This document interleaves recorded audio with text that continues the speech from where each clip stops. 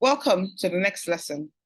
In this lesson, we are talking about setting clear intentions and goals for lasting sobriety.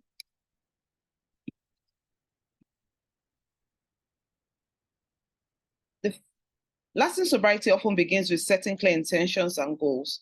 So having a well-defined roadmap can provide direction, motivation, and a sense of purpose on the journey to recovery. Here's a detailed guide on how you can set clear intentions and goals for lasting sobriety. Number one, self-reflection. You need to start with honesty. Begin by being honest with yourself. This is your journey. There is no need to actually be hiding or, trying to lie to people. There is no need. It is your journey. Own it. And in owning it, you need to be honest with yourself, brutally honest. So begin by being honest with yourself. Acknowledge your current situation, including the extent of your substance. To other people, you could have told them, you could have minimized, you could have told them, no, I don't use this much, but you know the truth of what's going on with you. So it's important that you acknowledge your current situation, acknowledge the extent of your addictive behavior, its consequences, and how it has affected your life. Nobody knows how this thing has affected your life as much as you do. So it's very important that when you are reflecting, be honest with yourself. Then number two is identify your triggers. So you need to reflect on the triggers and situations that have led to this problematic behavior or this addictive behavior in the past. Understanding your triggers is very essential for setting effective goals. One of the things that I did with myself was I cut off all the friends that I knew that would, make me likely use. Very importantly, I stopped partying with them, even if they were not using necessarily. The fact that I could even go to a party with them or hang out with them was a trigger for me. And so I told myself that I was going to avoid all forms of hangout, all forms of partying. And so I changed my crowd completely. I changed the people I hung around. I changed everything. So it was very important. I needed to be brutally honest with myself. There was no point trying to minimize to myself. That would be self-deceit. And that's not even a thing that should help a person in their journey to recovery. Number two, clarify your intentions. You need to clarify your intentions. Define your why. What is your why? Your why is the reason, is what will bring you back every time you want to relapse. Clarify your why. Determine why you want to achieve this sobriety. Your reasons could include improving your health. It could include mending relationships, because in all truth, when it comes to problematic behavior, especially substance use, you will have broken a lot of relationships. You've broken trust with people. We will talk about earning trust. But you would have broken relationships. So it's important that you mend these relationships. Or is it pursuing your personal growth? That was important for me. I needed to mend relationships. I needed to pursue my personal growth. And I needed to reclaim control of my life. Be specific about your motivations. I was a very intelligent child. I was what you call child prodigy. I was a child genius. But I lost my way using substance 13 years. So my personal growth, I looked at myself one day and said, this is not who you are. I called my brother one day, I was having a conversation, and he told me, he said, this is who I'm going. He didn't even know I was struggling with substance. But I had called him, like, to say, to remember who I was, because it's easy to forget yourself when the issues of life come at you. So it's easy. So you need to define your why. Be very clear about it. Be very clear about your why, because that's what will bring you back. Your why is an anchor in your recovery journey. Under clarifying your intentions, you need to commit to change. Make a firm commitment to change and embrace your sobriety as a fundamental aspect of your identity. This commitment is the foundation of your intentions. So if you don't, propose in your heart that you want to change, your motivation will not be as strong. So under clarifying your intentions, know your why, and then commit to change. The next one is SMART goal setting.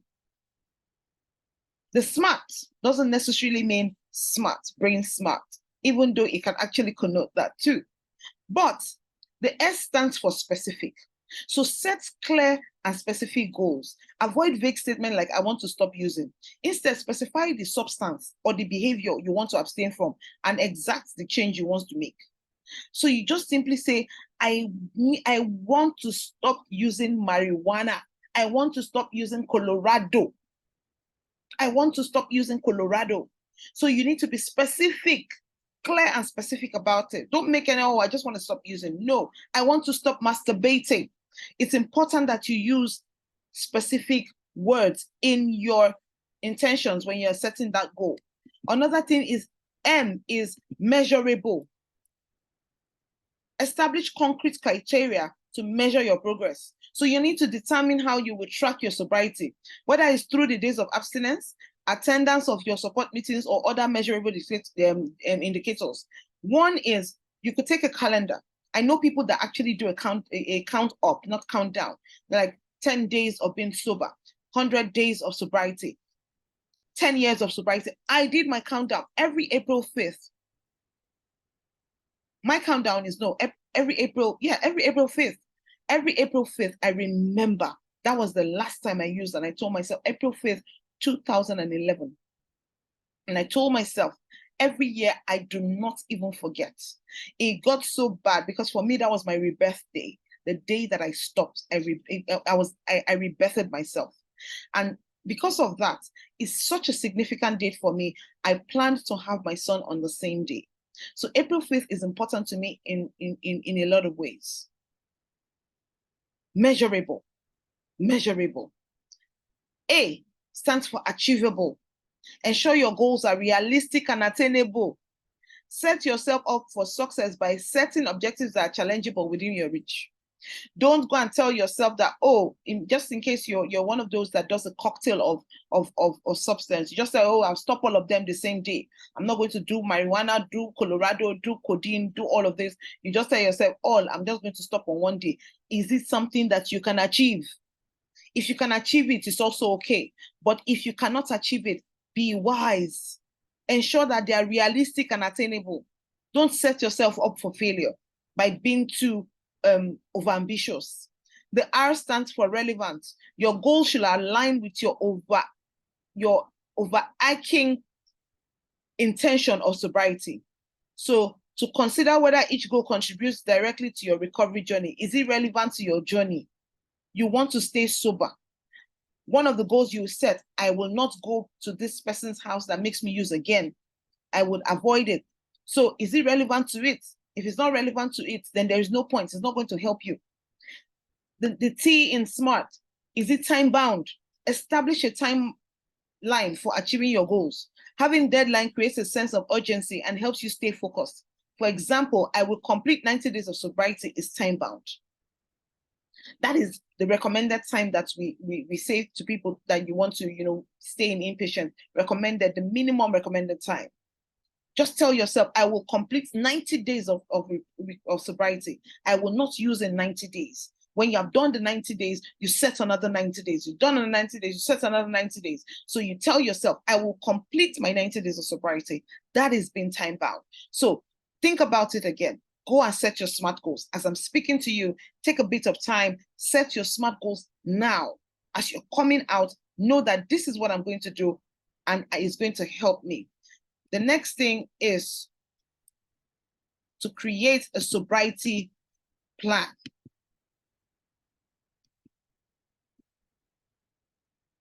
How do you create a sobriety plan? Break it down. Divide your journey into small, manageable steps. Chunk it down is how we say in coaching. For example, if your goal is to stop drinking, your plan may include reducing alcohol consumption gradually and seeking professional support. Just create a sobriety plan. Identify resources. Determine the resources and support system you need to achieve your goals. This may include therapy, very important. This may include counseling, very important. This may include support groups or involving loved ones in your recovery process.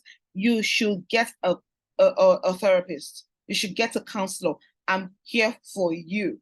You could engage my services in this area. Very important. I'm a resource person when it comes to aftercare and relapse prevention. Next thing is monitor and adjust. Do regular self-check-ins. Continuously evaluate your progress. Ask yourself, are you moving closer to your goals? Are my intentions remaining strong? Is my why still valid?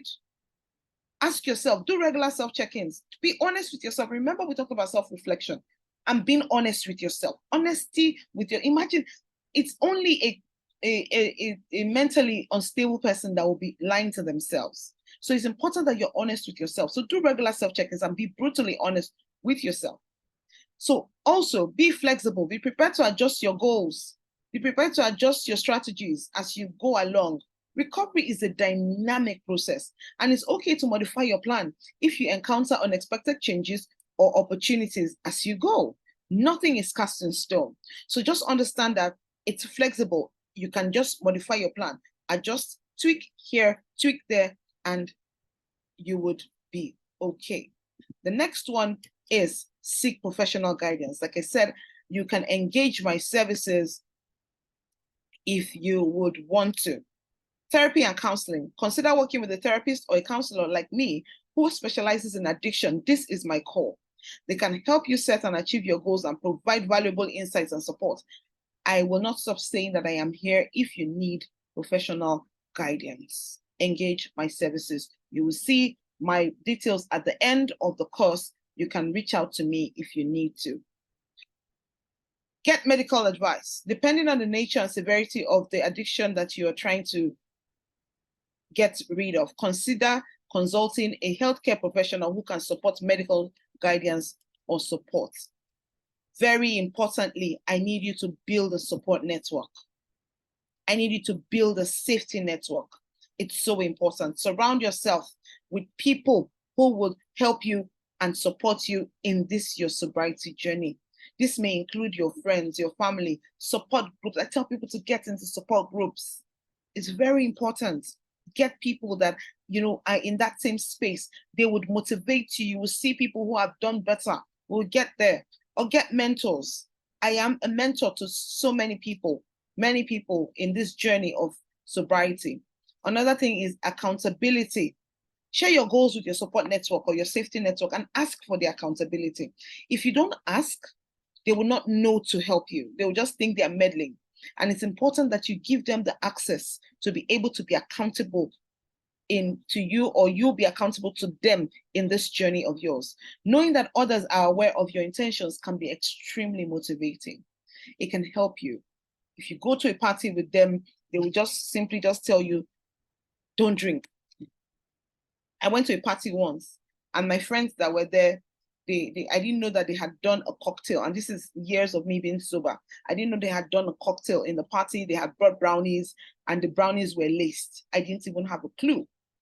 But because they knew that I was on this journey, my sobriety journey, and they knew that I am a recovery counselor, a substance use recovery counselor, it was easy for them to tell me, don't touch that. I was going to actually take a bite of the brownies. And they said, no, that one is laced. Don't take that one. Take this one. It's plain. So it's important that you make other people aware of your intentions and your journey. It will help you to save you in a lot of, uncomfortable situations. Another thing you need to do is celebrate your achievements. Don't be too hard on yourself. Acknowledge your progress. Celebrate your milestones and your achievements. These celebrations reinforce your positive behaviors and they keep you motivated. So when you've done 10 days, pat yourself on the back. Tegan, well done. You've done 10 days. You've done well. I celebrate you for what you've done. You've been able to manage 10 days of no substance. Celebrate yourself. Another thing you need to do is reward yourself. Consider rewarding yourself when you reach significant goals. Rewards can serve as a positive reinforcement for your sobriety efforts, and positive reinforcement is something that I really, really encourage. Tell yourself, what am I going to give to myself? What am I going to give to myself when I have reached my 90 days sobriety journey? Remember when we talked about, setting clear intentions? When you now get to that 90 days, the first 90 days, what are you going to gift yourself? Please do not gift yourself a smoke. No, do not gift yourself the addictive behavior. Gift yourself something that will help you. You can even tell yourself that I'm going to gift myself a new phone. for all the money that I'm spending on substance. I'm going to save it. That extra money that I always use on substance, I will save it. At the end of the 90 days, take the money and go and buy yourself a nice outfit, buy yourself a nice pair of shoes, buy yourself a new phone, go for a massage, take yourself out, watch a movie, anything, reward yourself. Next thing you need to do is stay committed. It's very important that you stay committed. Recognize when you are tempted and triggers and use your coping strategies. Stay inspired. Continually seek inspiration and motivation through reading, attending recovery events, or listening to success stories of others in recovery. You can ask me to show you people that have gone through this, who are in this journey and who are doing good with themselves. So stay inspired, very important. Another thing is be patient with yourself. Be patient. Your addictive behavior didn't start overnight. It is not going to go overnight. Don't forget that it is a brain disease and you have learned this addictive behavior for years and years. So it's going to take some time to unlearn the behavior, to train your brain to unlearn that behavior. Sobriety is a lifelong journey. Embrace this journey. Setbacks may occur, but be patient with yourself. View any setback as an opportunity for growth. When you have a setback or you have a slip up, ask yourself, what did I ignore? What did I not pay attention to? What was it where did I go? How did I get here?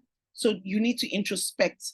This is why self-reflection is good, and self-awareness. So you're going to have to ask yourself questions, salient, honest questions, and you give your honest feedback because it's an opportunity for growth. So setting clear intentions and goals for lasting sobriety is a significant step towards a healthier and more fulfilling life. Remember that your journey is unique and the goals you set should reflect your personal needs and aspirations. And with determination, support, and a well-crafted plan, you can achieve long-lasting sobriety and a brighter future. Now, I want you to write down your goals for your sobriety. What are your goals? Don't forget, make them SMART. Specific, measurable, achievable, relevant, and time-bound. Write down your goals, and I'd love to hear from you on how you were able to write down your intentions for your journey. Thank you, and see you in the next lesson.